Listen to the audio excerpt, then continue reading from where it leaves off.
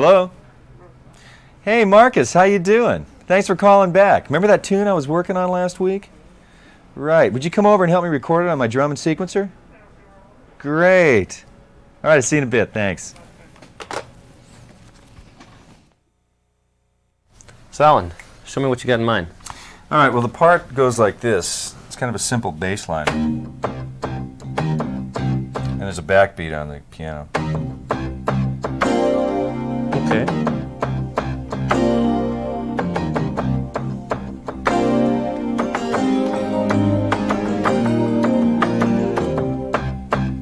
That's the whole thing. What do you think? That sounds good. Well, let's start with some drums. Okay. Let's see. Put some kick and snare with the bass part. Yeah. Something like that. And some shaker.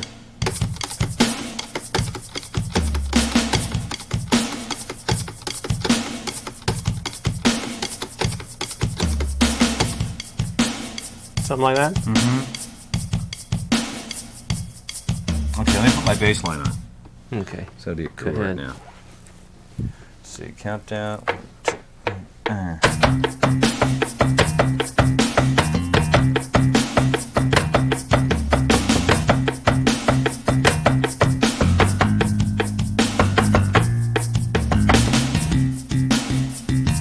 Yeah. Let me quantize that because I didn't like the way I played it. Let's make it a little bit tighter. That's better. There you go. Coolness. Let's see. Might as well put the chords on next. Okay. On the backbeat. Right.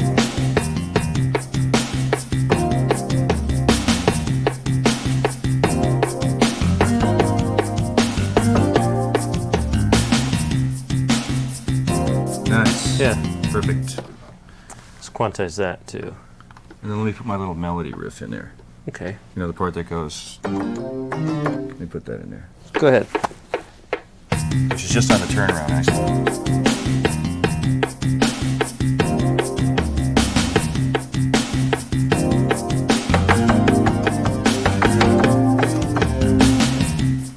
And actually, I'd like to hear that part played up an octave higher. Like that. So, what can you do? Can you play it for me, or...? Well, let's see. You put that on Something. track 3. What we can do is just copy track 3 to 4. Cool. Then now we've got the same part twice. Let's just Right. transpose it up an octave. So it'll That come should out. do it. So that'll do it. Quantize it while we're at it. Let's see if we got it.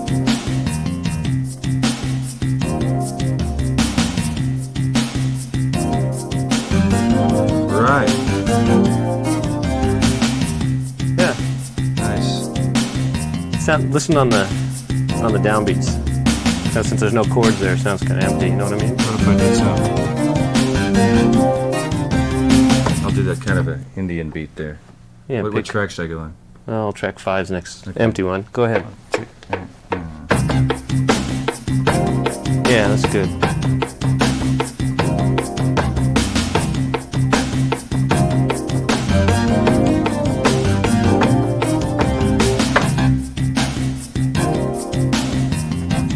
How about some horns? All right.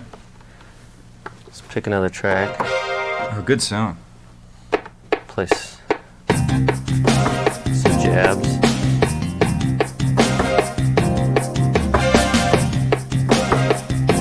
Nice.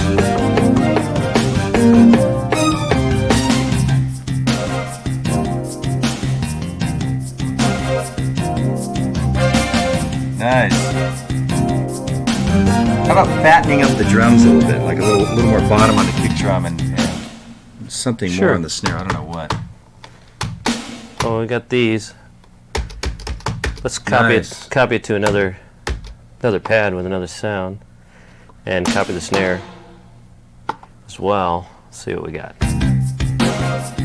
Great. That's a little beefier. Oh. Tell you what, let's need some fills or something happening on the end. You know, at the turnaround. You got some ideas? Yeah, I'll just Give do it a a- simple tom fill. Why don't you give it a try? Maybe a cymbal crash or something at the end.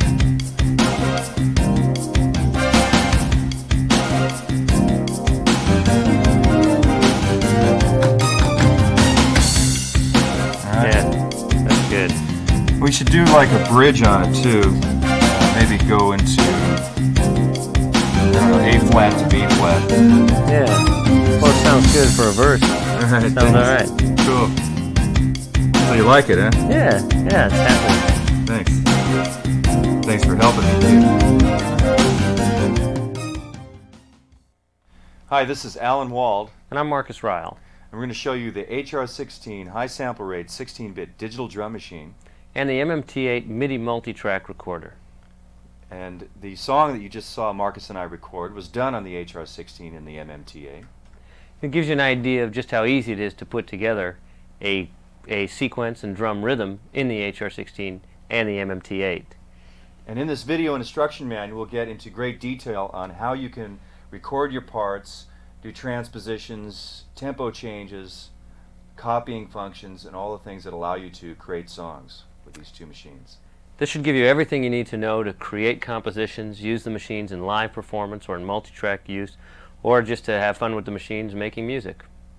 Which is the whole point, because this is the Alesis music production system, the MMT-8 and the HR-16. Throughout this video, you'll see information on the left side of the screen which will tell you what product we're currently talking about. And on the other side of the screen, you'll see the current subject that we're discussing. This way you can shuttle forward and backward through your videotape to find a specific subject that you want to see and watch just that section of the videotape. Marcus, can we start off with basic songwriting functions on the HR-16? Sure. Let's start by selecting a blank pattern. We can select a pattern by just hitting any two numbers. Okay. And we've got from pattern 00 to 99. It's 100 patterns altogether. 100 patterns to choose from.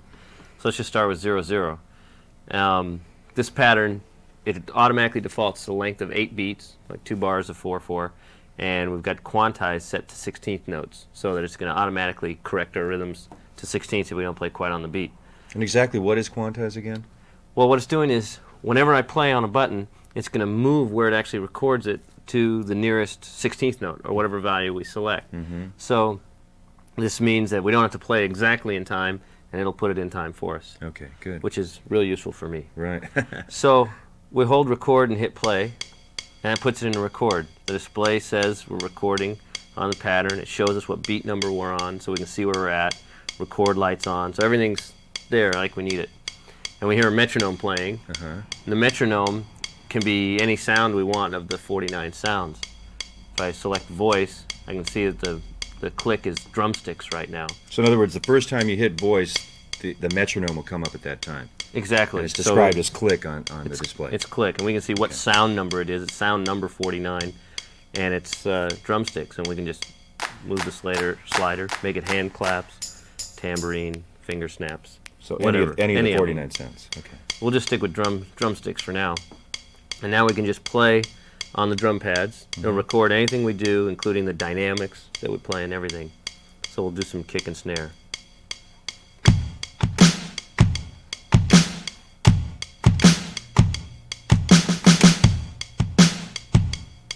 That lined everything up for me on 16th notes, so I didn't have to play it quite perfectly. Now I can put some hi-hat on top of it, because while it's looping, it's continually staying in record mode, recording anything we put on top.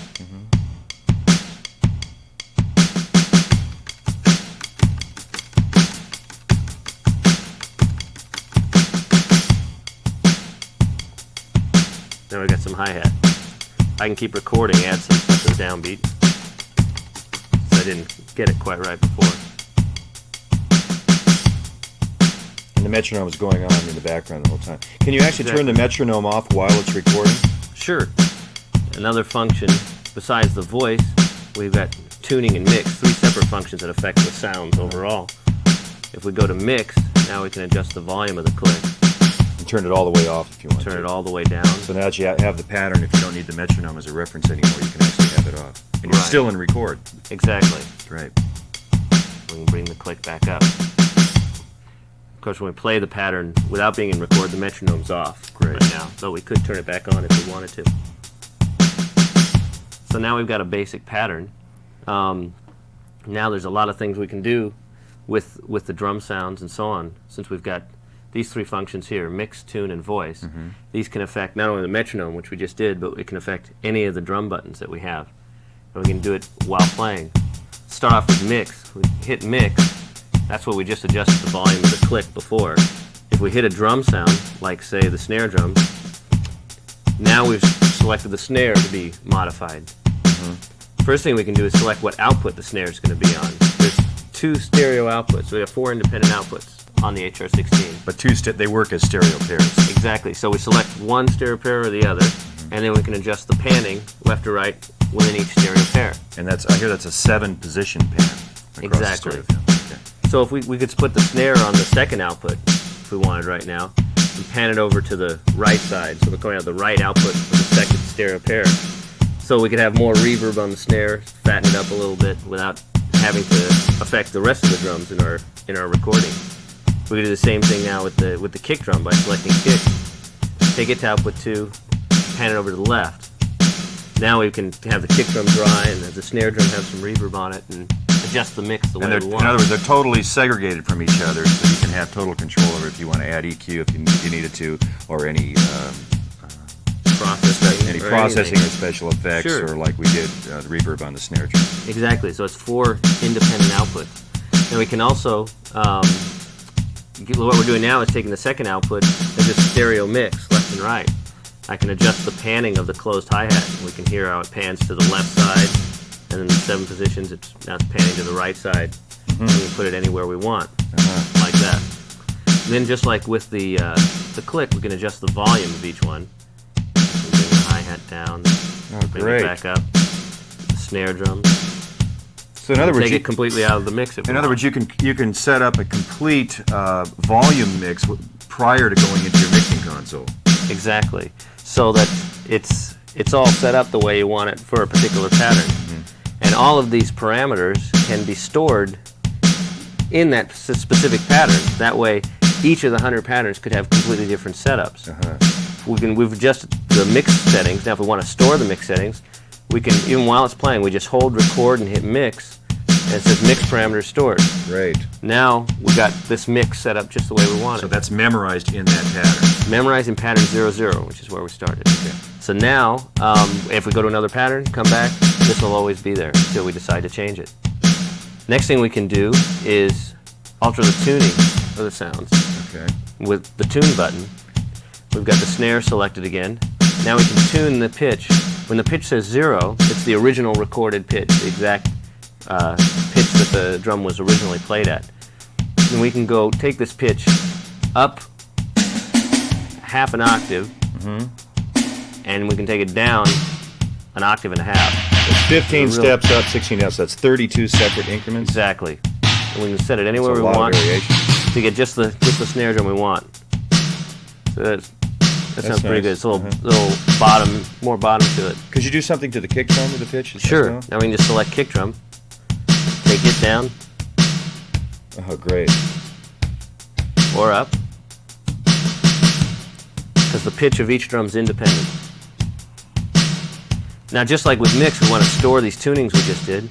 We hold record and hit tune. Now we've stored the tunings. Forever. Right, right. Then our third choice that we have on editing these sounds is our voice selection. Just like we selected the voice of our metronome, now we could start with the kick drum and try some other kicks. While it's playing, we can select, there's a 22-inch double-headed kick, and so on. We can select the snare and change it as well. Try an electronic snare. Nice. A rim shot. Right. That's a nice one. And now, just like we did before, we hold record and hit voice. And now we've stored that as well. So now we've only used 3 drums so far, and we set up the tuning, the mixing, and the voice assignment, and stored it in this pattern. And that's there till we decide to change it.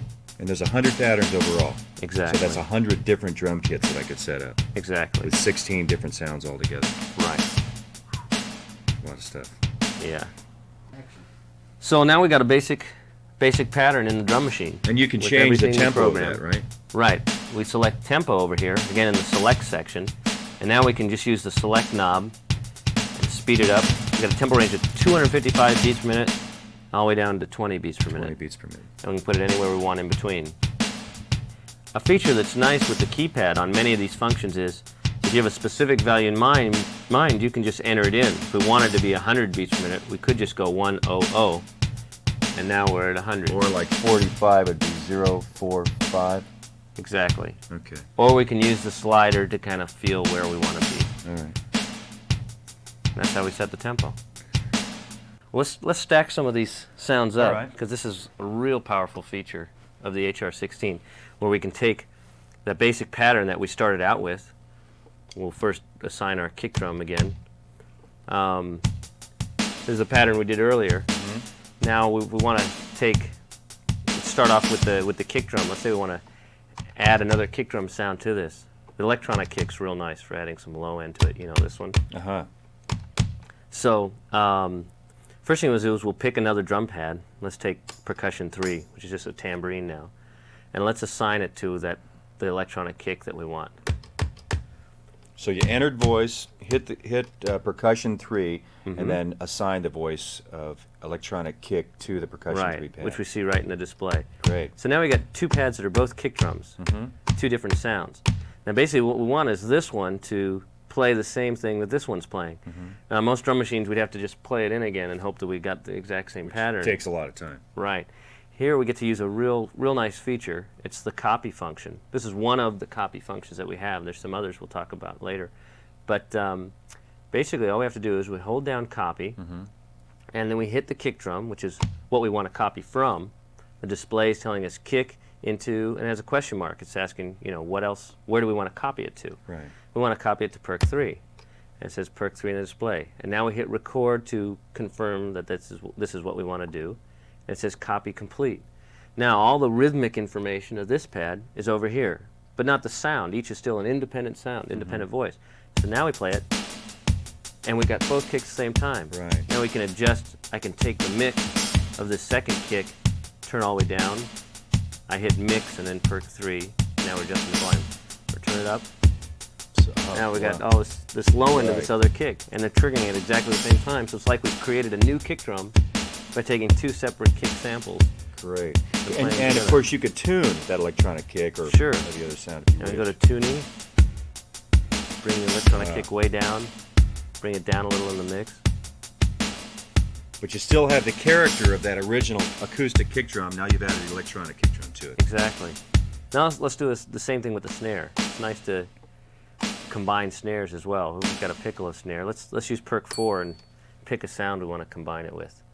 We've got lots of snares to choose from. And it doesn't just have to be a snare. It could be any sound we want. That's true. That's true. Let's combine. Actually, one of my favorites is combine the rim shot, and let's change this one to the ambient wood snare. So it's nice. This one has a lot of low end body to it. And this one's got the sharp attack, so we can combine those to make one new snare drum.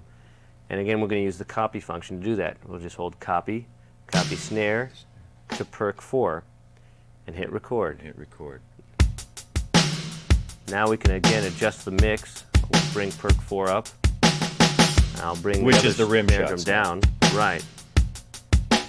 Right. We can hear perc 4.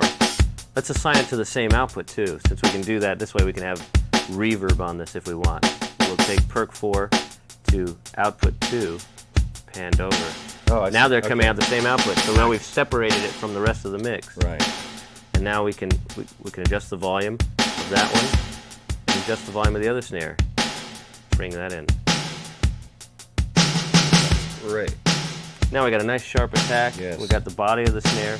We've created a new snare drum. What if you were to tune? Excuse me. What if you were to tune that rim shot up a little bit? Sure. We hit tune, perc 4. Tune Wow. up a little. Changes the whole characteristic of the sound, or even down. It's really an endless variety of sounds with this sound stacking feature. Definitely, because again, we could stack all of them together if we wanted to. We've got 16 drum pads available to us, all with different sounds, different tunings, and so on. Let's store what we just did. It sounds pretty good. Like we did before, we'll hold record and hit mix to store the mix parameters. Tune, store the tuning, hit voice, and the voice parameters are stored. And they're stored in that pattern. Exactly. Now we've got on perc 3 another kick, perc 4 another snare, and that's in this pattern. And all these buttons could be different sounds, like we said before, in any of the other 99 patterns. So And that feature of sound stacking is unique to the HR-16. That's right. That's right. So what's nice about it is you've got 49 samples already, which is a lot for a drum machine. Plus you've got the 32 tuning positions for each of those 49. Plus you have the ability with sound stacking to combine any of them you want with different tunings and so on. So it's really like being able to create your own drum set for every pattern you do, which is really powerful. Impressive. We got this pattern going here. Let's show some other features we can do with this. Editing, for example. First of all, let's go back into record. We got the metronome going. Let's say we want to, add some toms, like that, for example. It's going to record it and play it back. Let's say, well, you know what? Now that we got that happening, we don't really want the snare drum happening at the same time as the toms. So to get rid of that, we can use the erase function. The nice feature of the erase is you can hold the erase button, and any drums you hold down while you're holding the erase button will go away while they're both pressed.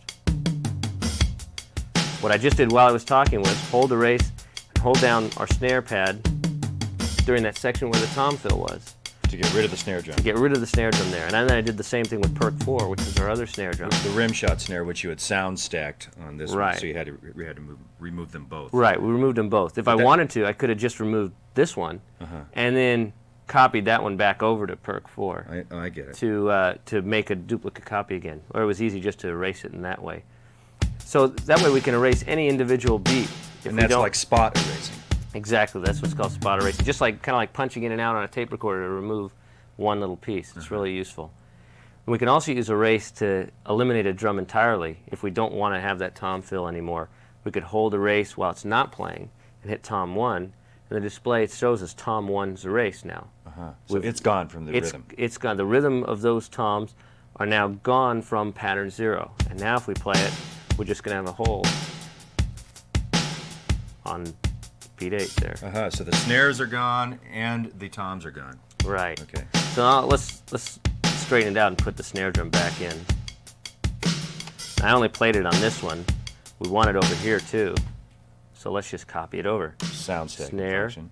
to perk 4, record. Now we'll have that snare drum on all 4 beats back where, like when we started. Nice. Great, huh? Another feature we have with erase, besides just erasing individual drums, spot erasing while it's playing and erasing the drums completely while it's stopped, is we can erase the entire pattern by holding erase and hitting record. And then we'd be able to start from scratch on this pattern. So if you decide you didn't like what you programmed in that pattern, we could you just can open start it it back over, up. just clear it out. But we'll leave this one in here for now since we Okay. want to continue working on it. Okay? Now, this feature is really nice. This is the fill button. This is great because what we can do now is fill any of the drums in without having to play them repeatedly. We can fill it at whatever our quantized value is, which is still 16th notes. That's what we set it at. So let's put it in record. That's our basic pattern we had. Now I can hold fill, and let's put some ride cymbals in, for example. Right? Oh, great. So you don't actually have I'm not to having to hit every- physically playing Right. it. It automatically is repeating it for me. Isn't that great? So we could do And straight spot erase. I see. erase some of them. Great. Like so, or erase the whole that's ride. a real time saver. Yeah, that's really nice. Now we erased the ride, so now we got basically back where we started. But that can be useful for hi-hats stuff. You just want to put in the 16ths. Right. You could do that, and then you could edit it afterwards and change dynamics, play on top of it, Great. do whatever you want. Great. It's great. Now let me show you another great feature. It's called offset. This is great because now what we're going to do is take the drums and move them anywhere we want in time. So you could take like a snare drum, if it was programmed right on the beat, you could move it back a little bit delayed, let's which do is exactly typical that. of what a real drummer would do. Exactly, and it's going to make it a lot more alive because right now it's playing everything rhythmically right on the beat. So let's say we want to lay that snare drum back. We hold offset, and we hit the snare that we want to put back, Now we're offsetting it in 384th notes. That's the actual clock resolution of the HR-16, which is, it's 4 times greater resolution than most drum machines, which is really great. So you can, as you're adjusting stuff, it can be real fine increments. It's so fine, in fact, that if we just did 1, we probably wouldn't hear it. So let's shift it back in time by 384th notes, just by selecting that there. Okay. Which reads out as 3 steps. Minus 384th notes, right. And now we'll hit record to do it. And let's do it to our other snare drum, which is on perk 4 as well. Which was the stacked sound that we did earlier. Right, so they'll both be together.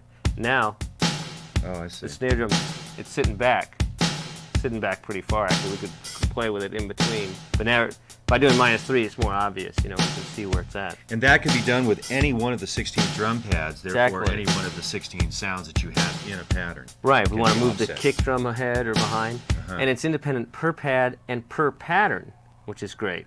Because now what we can do is anywhere in the middle of a song, which we'll create later, we could have just this one part. It's going to lay back a little on the ride or something like that. You know what I mean? It's really nice. We can also use it, let's, for example, take this, the other snare drum, and let's put it back, or let's take this snare drum, let's put it back where it was, back by offsetting it back up +3. So you're going to make a flam, in other words. Right. Now this one's still behind, and this one isn't.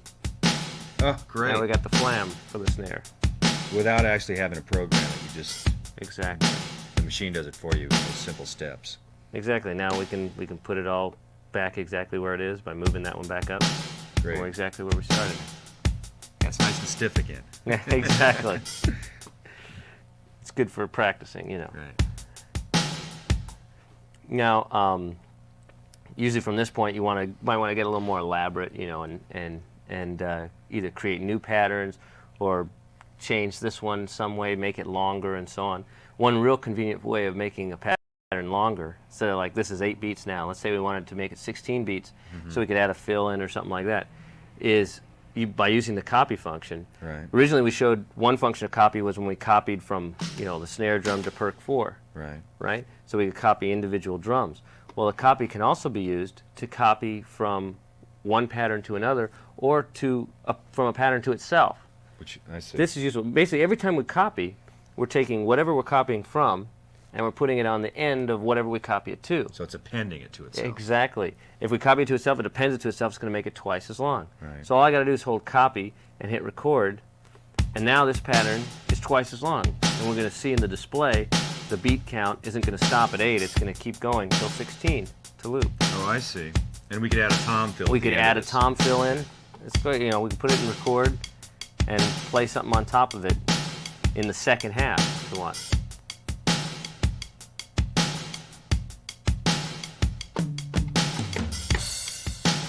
Right, now that's only going to be in the second half because we made the whole thing twice as long. It's no longer just 8 beats long.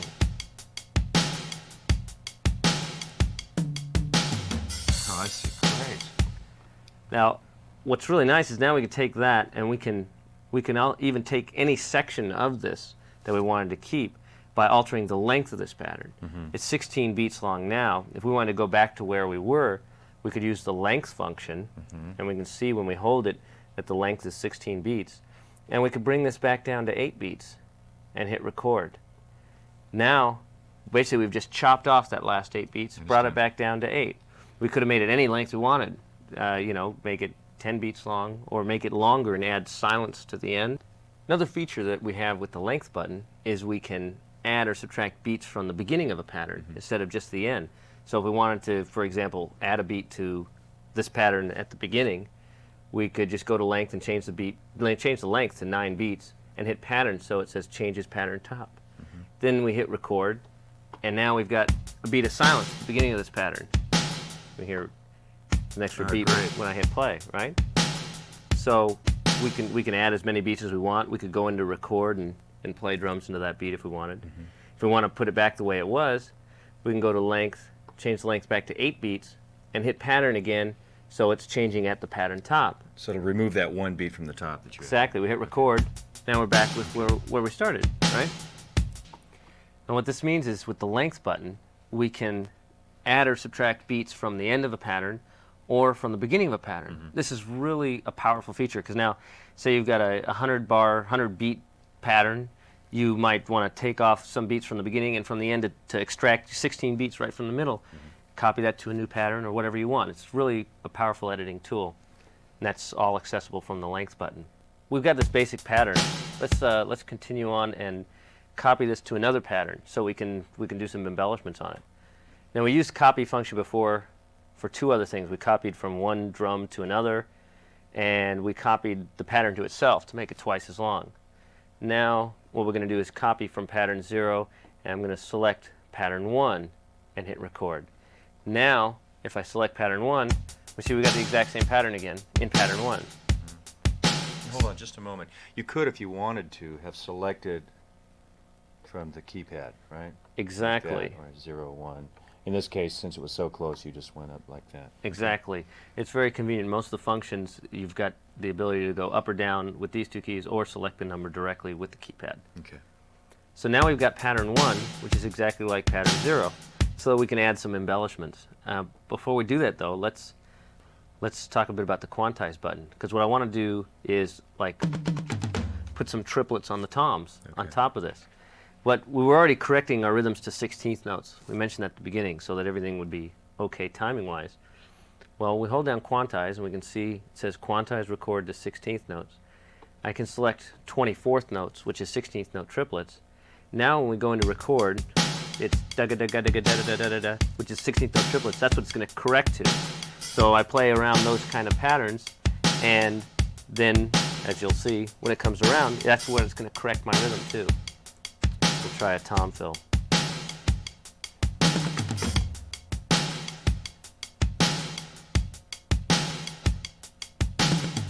Oh, great.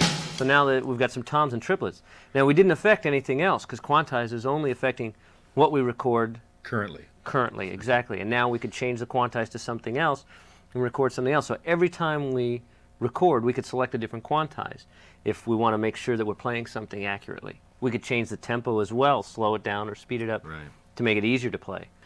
So this means the quantize function is really useful for putting different parts in, you know, with different rhythms and still being able to lock things in with your beat.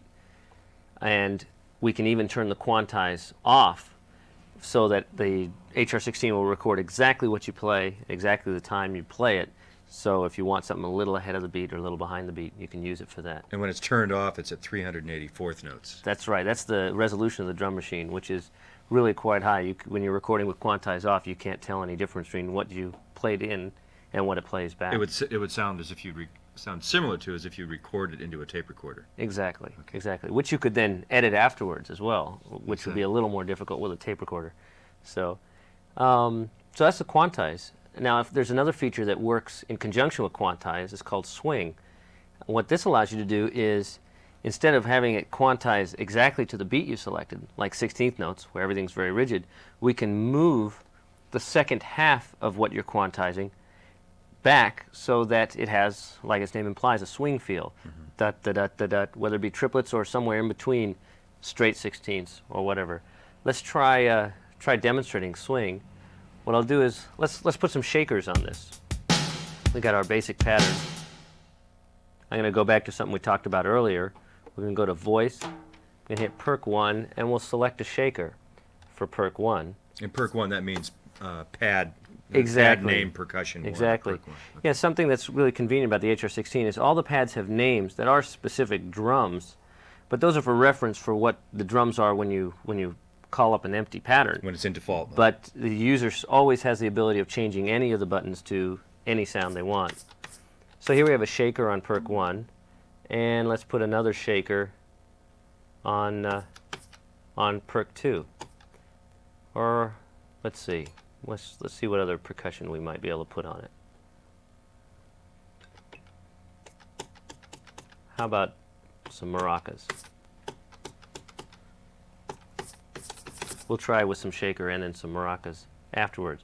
Now I'm going to hold swing, and we see that normally the swing is set to 50%, which would mean the 16th notes are evenly spaced, 50% half of the time for each of them.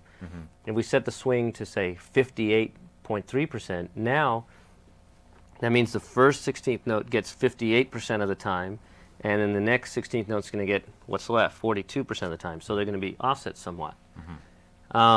an easy way to show that is I'm going to use the fill function, since the fill function works with swing as well. I'm going to hold fill and hit perk 1. Now what we've got is every other shaker is a little behind what the other one was. Let's make it more radical. We're going to erase the shaker by holding erasing perk 1. Let's change the swing to 66%. Want to try one thing here. Turn off the click. Okay, While we're listening to great. this, so we can hear it. Let's put it in record and let's fill now with 66% swing. Here it sounds more like triplets. It's not keeping the same time as the hi-hat. Right. So once again, like with the quantize, the swing, we can have, every time we go into record, we could use a different swing and have each instrument feel slightly different in terms of where it is rhythmically. So that's a very useful feature for doing things like that. Let's erase the shaker. The next part about the HR-16 that is really what allows you to put all these pieces together into making a complete song is the song function. And to demonstrate that, I'm going to first take this pattern that we just created and let's put some ride symbol on it so that we can recognize it as different than the first pattern we did. In other words, that's pattern 1. You're going to put the ride. Right.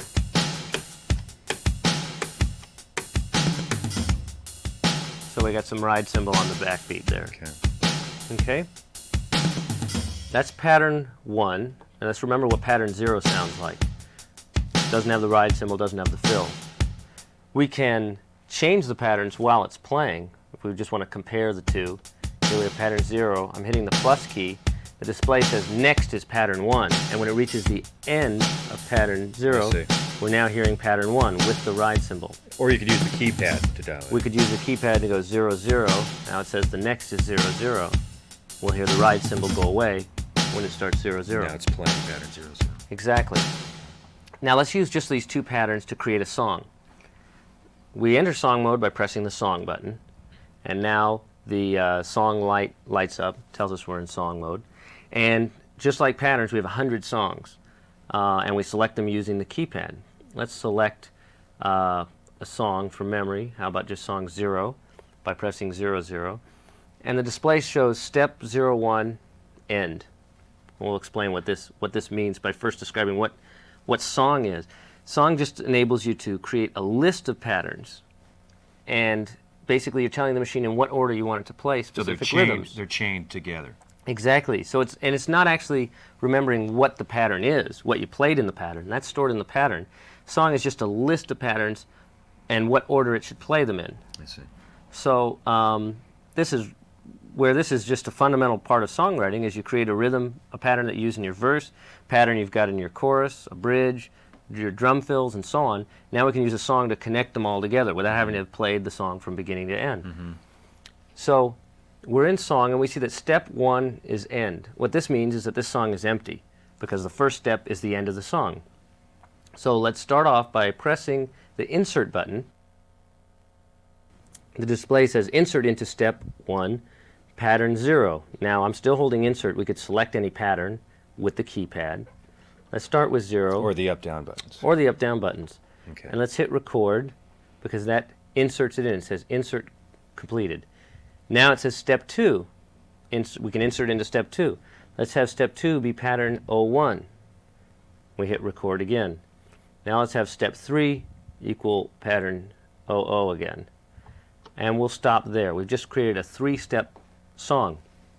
While we're not holding any of the buttons, we can use the arrow buttons while in song to step through the parts. And see what you've written. Exactly. We can see that step 1 is pattern 0, step 2 is pattern 1, step 3 is pattern 0, and step 4 is the end. So step 4 doesn't exist. Yeah, that means that, yeah, exactly. Step 4 doesn't exist. It's saying that that's where the pattern ends. There's only 3 steps in this song. Now, if we hit play, it always starts from the beginning. And now the display not only tells us the song number and the beat, but what step we're on. Now we hear the ride symbol. We're in step 2 with pattern 1. Now we're back to pattern 0 in step 3. And when it's done, the song ends. This is how we're able to connect up patterns. This is a real simple example, but you can see how if you got a 3-minute tune or whatever, it's really easy to just enter in the patterns. that you want, create a list in your song, and you've got your whole song format all there in the drum machine. And if you changed your mind at any later date, you could go in and add an introduction or move Sure. things around or change things. That's really right, easy let's, to do. Just let's as do that. Let's do that and show how now we can edit this song very easily. For example, at step 1, if we wanted to have it play pattern 1 first, we could hold insert again, and insert into step 1, pattern 1. Now what we've done is we've taken what was steps 1, 2, and 3 and moved them to steps 2, 3, and 4 because we inserted right in the beginning, and we can see that now step 1 is pattern 1, step 2 is pattern 0, step 3 is pattern 1, and step 4 is pattern 0. And then step 5 will be the end. And step 5 is now the end because we've got four steps in our song. And we can just as easily delete a step by holding delete. Now it says delete step. Step 1 is pattern 0. We just deleted step 1. We did the exact opposite thing. We took away step 1, and what was step 2, 3, and 4 now shifted down to steps 1, 2, and 3. Which is now, step 1 is now pattern 0, 0, or pattern 0, I should say. Step 2 is pattern 1, step 3 is pattern 0, and 4 is the end. Exactly. And we can do that anywhere we want in the song. If we decide, a typical musical example is now you decide you want to repeat that chorus an extra time that you didn't do before. You can go to that step and insert it in right there. And then there's a third function in song that's a combination of the two. By using the offset function, we can replace a step in a song. And now it's saying replace step 2 with pattern whatever. Let's select pattern 0 and hit record. What we did is delete step 2 and insert a new step 2. So that now we have step 1 is pattern 0, step 2 is pattern 0, that's the one we just changed, and step 3 is pattern 0. So now our song is just the same pattern 3 times. Now there's one more function. In other words, the offset button has a double function. It has a double function. Okay. In pattern, it's offsetting the drums. In song, it's a way of replacing a step within the song. Okay, good. Now there's one other thing we can do with songs that's very useful, and that is we can program tempos. Because each step of a song, not only can it be a pattern, it can be actual tempo information. So this means every time you call up a different song, it can know what tempo it's supposed to start at, as well as keep track of what tempos you might want it to change to in the middle. I understand. For example, let's go back to the first step and let's say insert into step 1. Now instead of doing a pattern, I'm going to hit tempo. Now it says insert into step 1 a tempo of 120. Let's have it start with a tempo of 80 by just entering it in with the keypad. Now we inserted that in. Now step 2 is pattern 0. Let's go forward again. Step 3, let's insert a tempo of 120, which is already there. We'll be able to obviously tell the difference there. Okay. And then step 4 is pattern 0, and step 5 is pattern 0 again. Let's insert there a tempo of 80. Now, It might be helpful to write these things down on paper as you go. definitely, you want to just like you'd make notes, on a track sheet of what you're putting on a multi-track tape recorder or your lyrics and so on. It's definitely a good idea to keep track of these things. But what tempos are in a song list is it's a step that has a tempo information but doesn't have any patterns. So in terms of real time, it's a step that gets skipped over. As we'll see when we hit play, step 1 doesn't occur. Step 1 just tells the drum machine to change tempo. And right away it's going to start playing step 2. Oh, I see. Then at the end of step 2, step 3 tells it to change tempo again, and right away it'll play step 4. So you need to keep that organized on your tracking sheet so that you don't get confused as you see the steps go by. Exactly. We'll hit play now and it'll start at a tempo of 80, playing step 2. And we'll see the steps skip to step 4, but the tempo will change. Speed up to 120 beats per minute. And then the tempo goes back to 80. And even if you didn't keep it on a tracking sheet, certainly just by being in song mode and stepping through, you could always remind yourself what is actually happening, because on step 1 you see the tempo, step 2 is the actual pattern, step 3 is another tempo change, step 4 is the actual pattern, and on and on like that. Okay. Exactly. And of course your ears will tell you what's going on. Most of the time, yeah. We can change the global tempo of the song with the tempo button over here and the select slider. And this will change the overall tempo without affecting the individual tempo changes. The display will show us what percentage of our tempo we have, and the display will show the actual tempo at the current time. So we can set this anywhere from 50%, which is half, to 200%, which is twice the speed.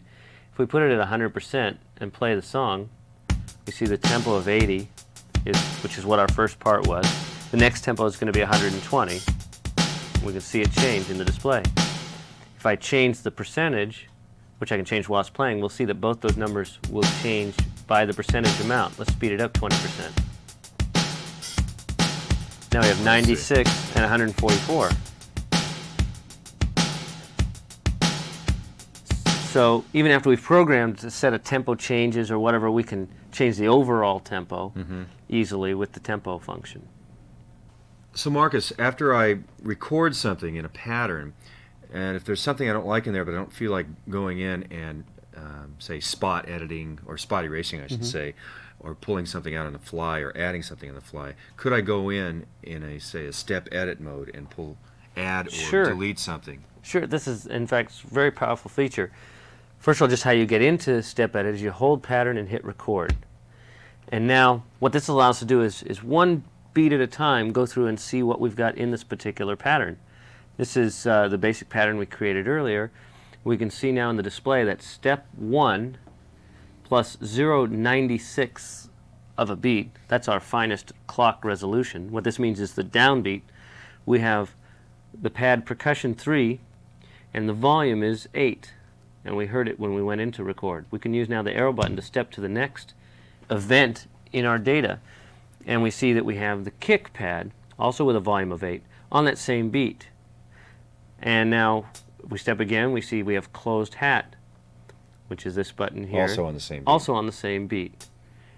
Now, as we step along, we can continue on with beats. I can even hold the button and we can have them go by very fast. And you actually get to hear the sound on each beat as it occurs. Exactly. We could go to any particular beat, like this snare on beat 8, and erase it, for example. By hitting erase record, the snare is now gone from step 8. Now we also have percussion 4 pad on step 8. If you remember, that's our other snare drum that we sound stack together. Right. So we could erase that one too.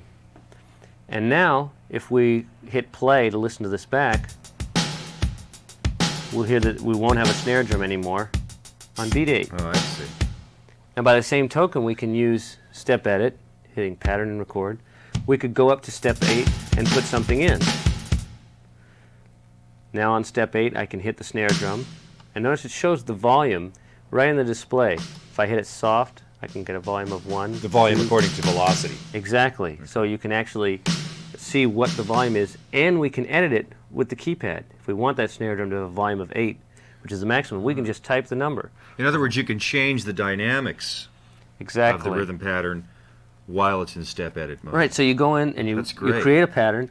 Now we got the hi-hat and so on going as we played it, and you decide you want some a little louder, some a little softer. Single step edit is a perfect thing for that, because now we can go through and change the individual volumes of specific beats and get it exactly the way you want it. Okay. Now let's add percussion 4 on step 8 as That well. was the rim shot snare drum. Exactly, and we hit play, and now we've got our snare drum back on voice 8. On beat 8. Beat 8, right. Hear it come around again, right There there. it is. Okay. As you mentioned, we can do some more volume things. We could turn the kick drum down to a volume of 3 on the downbeat. Now we'll hear the first kick drum is much softer than the others. Great. And we could turn it back up, like so. So it's a real powerful editing Great tool. feature. Marcus, I understand that the MIDI implementation on the HR-16 is quite extensive, and in fact we have a dedicated button, it looks like, called MIDI and Utilities. Could you go into some of those functions for me? Sure. Well, first of all, the MIDI of the HR-16 is definitely very complete. Not only can the HR-16 act as a standalone drum machine, which is how we've been demonstrating it, but it can be used to control other sound sources. In other words, having the pads and rhythms being sent out MIDI to control samplers, synthesizers, anything you want. You can also use it so that the HR-16 is being controlled from MIDI. In other words, play all of its internal drum sounds from a keyboard or a sequencer or anything like that. So the MIDI capabilities are really quite extensive. We do have a function called MIDI Utilities, which is basically where all the MIDI parameters can be set, as well as a few other things we'll go over. And it's selected by just pressing MIDI Utilities, and its light turns on. And the various functions are selected with the select slider, and what the function is shows up in the display. The first one allows you to set the MIDI channel of the HR-16. It can be set to Omni or any MIDI channel 1 through 16. And Omni means it'll receive on all 16 channels at the same time. Exactly. And when in Omni, it transmits on MIDI channel 1. But you can then receive any MIDI channel. But you can set it to any MIDI channel you want, and that will control what channel it transmits and receives MIDI information on. Our next function, function number 2, is receive MIDI drum notes on or off. And this is turned on or off with the arrow buttons. This determines whether or not you want the HR-16 to recognize incoming MIDI note events to trigger the drums. If you were controlling it from a sequencer that had a bunch of note information and it had its own sequences in the HR-16, you wouldn't want it to play once in a while drum notes that were supposed to go to a synthesizer or something like that. So in a situation like when we created our song, we'd normally leave this off. But if you were controlling this from a sequencer to trigger the drums, or from MIDI drum pads, or a number of sources, Or a keyboard. playing drums directly from a keyboard, we would turn receive MIDI drum notes on, and now independent MIDI notes can trigger each of the drum sounds that's in the HR-16. And MIDI notes are simply, as on this keyboard, a series of notes from 0 through 127, I believe it is. 0 through 127, right, with that middle C correspond with- being 60. And basically each key has a note. Another great thing about MIDI in the HR-16 is when we play from the drum pads, we've got 8 independent volume levels on each pad. 8 levels of velocity. Of velocity or volume. When we trigger from MIDI, it's actually able to respond to 32 volume levels or velocity levels from MIDI. So if you're playing from drum pads or a keyboard, the dynamic response is really excellent. It works great as just a sound source on its own, not to mention all its sequencing capabilities. And of course, if you stored that, you could store those 32 levels of velocity onto a separate sequencer like the MMT-8. MIDI Exactly. recorder. Okay. Exactly. To get even greater expressiveness out of the drum machine. Sure. Now the next function we have is number 3 is transmit MIDI drum notes. Again, it can be turned on and off with the plus and minus keys. This determines whether when we trigger the drum pads or a sequence is playing, whether when the drums play it should send out MIDI information. This is real useful if, for example, you have a sampler and you've got whatever kind of sound effect, an explosion or a dog barking that you want every time the snare drum occurs. You could have the snare drum send out a specific MIDI note every time it plays, and that could trigger your sampler and have something occur at specific events controlled from the HR-16. And it sends out the dynamics that the snare drum was recorded with as well. So it's useful for controlling other instruments. Or you could even have say if you dedicated a few of the notes to drum sounds, you could have some of the pads dedicated to controlling like a bass part, if it was a real simple bass part. Sure. For a simple bass part, that could be done, and you could assign the pads on the HR-16 so that the volume in the mix was all the way off on some pads, so they in fact don't play any drums in the HR-16, they just control something external. Fair enough. Our next function is setting MIDI notes. This is what actually determines what MIDI note number each drum pad will have. When we first enter it, it allows us to set the click or the metronome, what MIDI note it will be on. Right now it shows it's MIDI note 34, which is note number A-sharp 0, which is the lowest A-sharp on the keyboard. Any drum that we select at this point will be selected in the display. For example, kick is note number 35. We can change that by just entering a new number, like 80, for example, which is G-sharp 4, or using the plus and minus keys, we can scroll all the through way through and select whichever note number we want. We can go through each drum and see what note number it's assigned to. This is also really useful if you're triggering the HR-16 from something else, say a set of MIDI drum pads, and you wanted to have 3 or 4 voices play every time you trigger the snare drum. You could simply assign those pads to the same MIDI note, and now you're triggering multiple voices from a single drum pad or from a keyboard or a sequencer or whatever you like. So you have tremendous layering effects that way. Definitely. Then we have MIDI utilities number 5. This says echo MIDI in to MIDI out. Again, it can be turned on or off with the keypad. What this does is allow whatever MIDI information is coming into the HR-16 to go out the output. But when it goes out, it's combined with whatever MIDI information you're transmitting from the HR-16. This is extremely useful if, for example, you want the HR-16 to be a master MIDI clock to drive other instruments or devices like the MMT-8 sequencer. Okay. But at the same time, you need a keyboard to be going into your MMT-8 sequencer so that it can record what you play. By plugging the keyboard into the MIDI in of the HR-16 and having MIDI echo on, we've now taken the keyboard information and the HR-16's information, namely the MIDI clock and whatever else, and having both of those go to the MMT-8 sequencer so that now things can synchronize, plus we can record new information at the same time. That's MIDI echo. Then we have MIDI program pattern select, which can also be turned on or off. This is definitely a useful feature for people who are using the HR-16 as a sound source, where they want to trigger these sounds from drum pads or a keyboard or something like that. What it enables you to do is use MIDI program change information, which is the information that gets sent whenever you select a new patch on your synthesizer, to select what pattern number is selected on the HR-16. Oh, really? So you end up with 100 different patterns. You have 100 patterns. 100 different drum kits. Right. Well, so you have 100 different patterns, and since each pattern has its own drum kit setup, the mix, tuning, and voice settings, now from program selections, we can select a new pattern, which means we're selecting a new drum set, just like a programmable drum sound generator, basically. So 100 different drum kits. Exactly. So a guy using drum pads, if he can just send a program advance, or if he's got a program select foot switch or something, he can instantly change his drum kit to something entirely different. And if he wanted a sound stack, all he would have to do was assign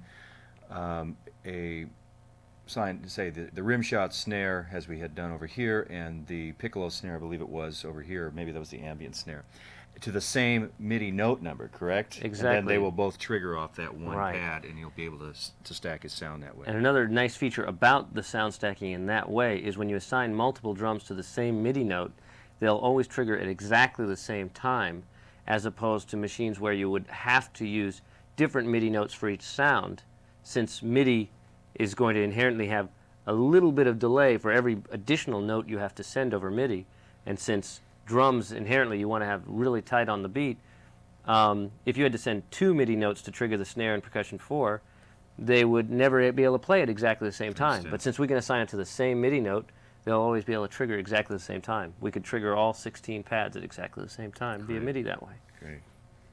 Next, we have number 7. This is where we'd select our clock source. We have 3 choices here. What exactly is the clock? You might want to describe that. The clock is basically where the HR-16 gets its timing reference. So far, everything we've been doing has been determined by its own internal clock generation, which we set up by selecting a tempo. And that basically becomes the timing reference. It's able to also get a timing reference from MIDI via MIDI clock, which is just a function of MIDI that enables instruments and sequencers and drum machines to synchronize together. It's also able to get clocking information from its tape sync function, which we'll be talking about in a minute. The 3 choices that we have in this particular function are MIDI and internal only, and tape sync, which I mentioned a moment ago. MIDI and internal is the most common use.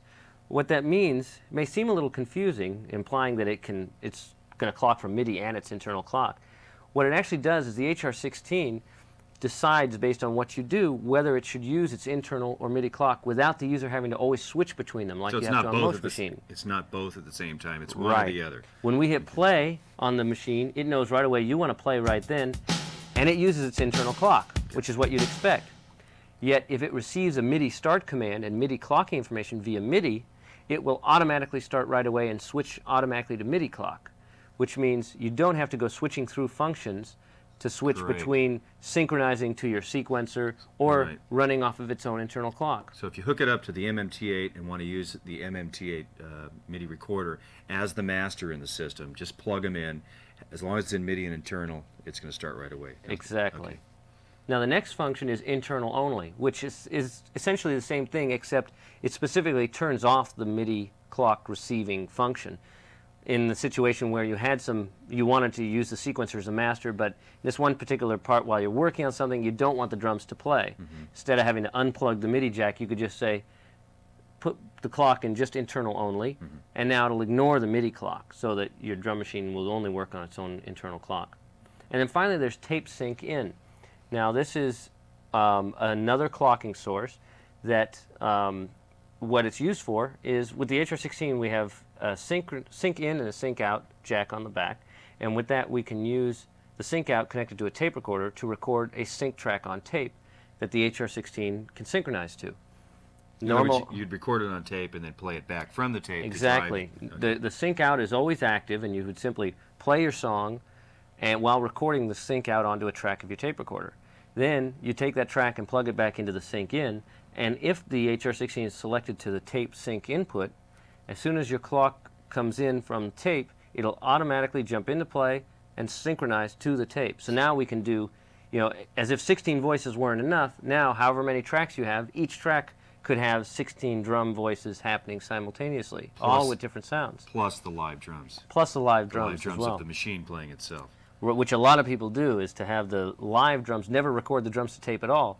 You have the live drums go right to a mix, synchronize to your tape, so you get first generation drum sounds. Which would be great for that, but also it would be absolutely necessary if you're in a 4-track recording studio where every Definitely. track counts and you only want to put vocals and guitars and the like Exactly. on those 3 tracks, synchronize the 4th track, Have or the sync tone on the 4th track, and then drive the drums live in the mix. Exactly. Which could It's also perfect drive for the that. It sequencer. really makes a 4-track studio seem like much more than 4 Right. tracks. It's very flexible. The next function we have is MIDI clock out enable, on and off. It's a fairly straightforward function whether or not the HR-16 will transmit MIDI clock. Okay. If it's transmitting MIDI clock, it can then synchronize other MIDI instruments that it's connected to. Then we have auto start enable, on or off. This function determines whether or not the HR-16 will start playing immediately when it receives the tape sync or a MIDI start command. This is useful when auto start is on. You can have the tape sync hooked up and everything will just start up from the beginning automatically. You might want to turn this off if, for example, you were rewinding a tape or something and you have a tape recorder that the sync tone continues through because the tape lifters don't lift the tape or something, and that's you don't typical. want the drum machine to jump into play while you're rewinding or fast forwarding. So that can be turned on or off. Nice feature. Then we set the click value. This obviously isn't really a MIDI function. This is part of our utilities function. This determines what rhythmic value the metronome's going to be anytime we're in record. And all along so far it's been clicking at an 8th note. We can set it to any value from off, or the highest value is 64th notes, and the slowest value is quarter notes. And that determines rhythmically what our click's going to be. And off means there'll be no click at all. Exactly. Whether you're in record or play, there's no click. Now, the 11th function is related to that. This is click in play. When this is on, the metronome will play when we're in play as well as record. If we, I think you might have had the mix. right, we have the mix. Thanks. We'll turn the volume There up it on is. the click, and we can hear now that click and play is on. If I turn it off, the click goes away. Okay. If I turn it on, we have the click on. Which can be useful. Yes, this is useful. You might have periods of time in a song when there's silence or you just want a guide click track. You could assign the click to one specific output and record that on a separate track while the whole song is playing. So you've got a basic rhythm for the entire song. The next function that we have in MIDI utilities is manual voice tune mix on or off. This is a real important feature of the HR-16 because now you have control over what type of the programmability you really want to use in terms of the voice, tune, and mix settings of a pattern. As we mentioned before, each pattern can have its own complete drum setup. The voice tuning and mix of each pad is remembered in each pattern. But now, at a later time, you might go through a set of rhythms and decide, you'd like to hear what this whole song or this whole set of rhythms sound like with just one particular drum set. But you don't want to have to go through and reprogram each pattern to that drum set. That'd be quite tedious. So by turning manual voice tune mix on, now whatever you set up the drums to be, it will stay that way regardless of what patterns you select. It'll carry it through from pattern to pattern. Exactly. In other words, it ignores, you haven't erased any of your settings. Right. It's just ignoring them. It's not recalling your settings when you select a pattern. This is useful for a number of functions. One, as I mentioned, just to hear a bunch of patterns with one setting. Another is for copying settings from one pattern to another because you can still store settings while you're in manual mode. So you could select a particular pattern with settings you like, turn manual on, which will freeze it at those settings, go to any other pattern, and store in your drum settings for the mix, tuning, and voice. And now this new pattern will have the exact same settings as your old pattern. So the storing function is still available even while it's in Absolutely. voice tune mix on. Or manual, voice tune exactly. mix on. Our next function is in relation to the pad dynamics. Here we have a number of options, from soft response, medium response, and loud response, to fixed volume 1 through 8. This determines what the response of the pads are going to be. And by the way, it also affects the response of the drums to MIDI dynamics as well. So if you're playing from a MIDI keyboard or drum pads, you can use it to adjust the response. Loud response means you don't have to hit it very hard to get the maximum dynamics out of the drum. Medium, you'll have to hit it a little harder to reach maximum. And soft, you have to hit the pad quite hard to get the maximum dynamics. So this is something that, since it's usually, you know, a personal feel how they like the pads to react, that you can select what you want in terms of the pad response. And then fixed volume 1 through 8 is when you want to make sure that the pads have a specific volume. For example, 8, you want to make sure that no matter how hard or soft you hit a drum, it's always the same volume. That's what we can use this fixed function for. In other words, you don't even have to really hit the pad. You just have to touch it, press it down, and it's going to respond at that level. Exactly. Whatever level is programmed that you can see in the display. And it will record in this mode as well. So if you want to make sure you're going to put the kick and snare down, you want to make sure it's on 8, regardless of how hard you hit it. We could set that to 8, go into record that part, then go back to pad dynamics and change it back to a regular response. And that one time we went into record, it will have recorded with the maximum volume, since that's what we had it set to. And then once again, when it's triggered from external MIDI pads or from a keyboard or a sequencer, loud, medium, and soft response will range over a level of 32 different dynamic levels. That's right. Okay. That's right. And the final function we have in MIDI utilities is song loop enable on-off. And this is quite simply, just as its name implies, when song loop is off, when you reach the last part of a song, the song just stops. And if song loop is on, it'll go right back to the very beginning and it'll loop till infinity, until you hit stop. Does that apply to patterns as well? Patterns always loop. This is what makes it very easy to loop, record, and continue to add things to a pattern. And since in general patterns are quite short, you wouldn't want to play a pattern that's just 8 beats and have it stop. I see. But if you wanted to do that, you could just put that pattern into a song and then have it stop at the end. So it's no problem to do that as well. Okay.